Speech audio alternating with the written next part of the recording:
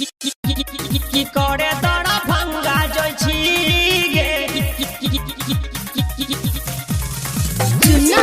Aryan digital recording studio Purnia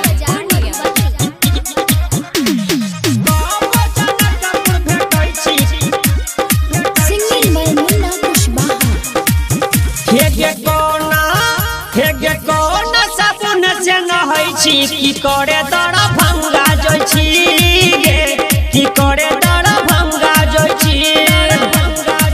हेगे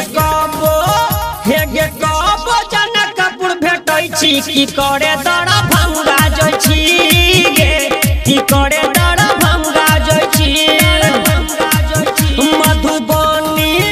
Madhubani में मोमो खाई छी की करे तारा भांगा जाइছি गे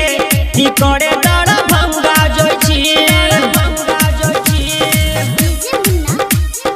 मिक्स बाय जुन्ना आर्यन की करे तारा भांगा जाइছি गे सिंगिंग बाय मुन्ना कुशवाहा हेगे चले छी जब बजरिया उड़ा के ओढ़निया गे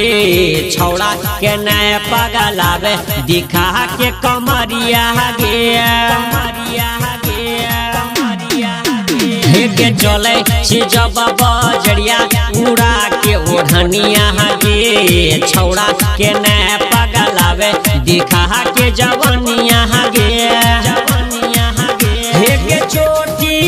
हेगे चोटी मने बुलट कै चौकी करे तारा भांगा जाइছি गे की करे तारा भांगा जाइছি हेगे कबो जनकपुर भेटै छी की करे तारा भांगा जाइছি गे की करे तारा भांगा जाइছি मिक्स बाय जुन्ना आर्यन की करे तारा भांगा जाइছি गे सिंगिंग बाय मुन्ना कुशवाहा हेगे देखा के कोना की मारै छी जिला खगड़िया में जाना ले भी की पराना गे ठीक दोपहरिया में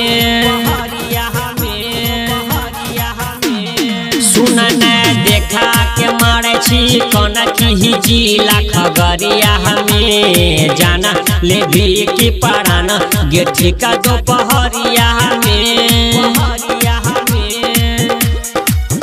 हेगे मुन्ना के आँख मारै छी की करे तारा भांगा जाइছি गे